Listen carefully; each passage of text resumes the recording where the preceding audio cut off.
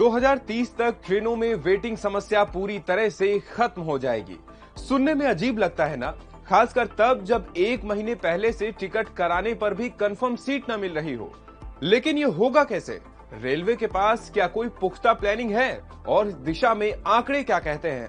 आइए समझते हैं। बीते शुक्रवार को रेल मंत्री अश्विनी वैष्णव ने उत्तर प्रदेश के बस्ती में एक कार्यक्रम के दौरान कहा कि 2030 तक ट्रेनों में वेटिंग खत्म हो जाएगी। उनका यह बयान अखबारों की सुर्खियां बना। हालांकि ऐसा पहली बार नहीं है जब उनकी तरफ से यह दावा किया गया हो।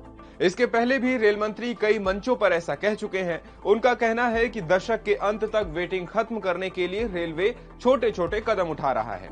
आने वाले सालों में नई ट्रेनों को चलाने के लिए 1 लाख करोड़ रुपए खर्च किए जाएंगे। ट्रेनों की संख्या में कितना इजाफा करना होगा, ये डिटेल जानने से पहले आज के हालात को समझते हैं। रिपोर्ट्स के मुताबिक इस समय देश में करीब 10,754 ट्रेनें रोजाना चलती हैं, जिनमें हर साल 700 करोड़ लोग यात्रा करते हैं। दशक के अंत यानी 2030 तक ये संख्या बढ़कर करीब 1,000 करोड़ होने का अनुमान है। यात्रियों की इस संख्या को संभालने के लिए रेलवे ने कमर कस ली है। रेल मंत्री का कहना है कि अगले 5 सालों में 3,000 नई ट्रेनें चलाई जाएंगी।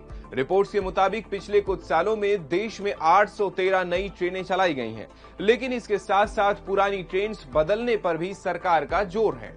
अब सवाल उठता है कि क्या ट्रेनों की संख्या में इजाफा ही काफी होगा या रेलवे ट्रैक पर भी कुछ काम हो रहा है? क्योंकि ट्रैक पुराने और लिमिटेड रहे तो ट्रैफिक बढ़ेगा। रेलवे की ऑफिशियल साइट पर मौजूद साल 2020 के डेटा के मुताबिक देश में 67,956 किलोमीटर रूट लेंथ है।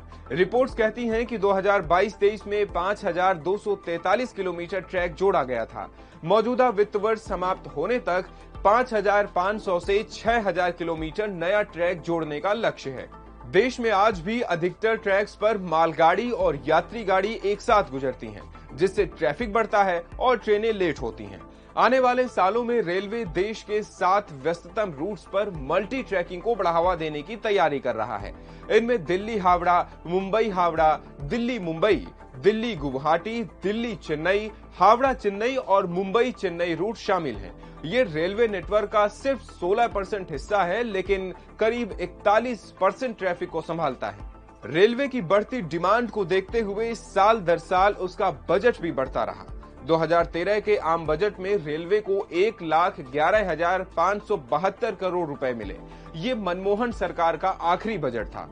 मोदी सरकार के पहले बजट में रेलवे को 1,30,321 करोड़ रुपए मिले और ये 2019 तक 1,86,734 करोड़ रुपए पहुंच गया। 2022 में रेलवे के बजट ने पहली बार 2 लाख करोड़ का आंकड़ा पार किया। चालू वित्तीय वर्ष यानी 2023 में रेलवे को 2,40,000 करोड़ का बजट मिला।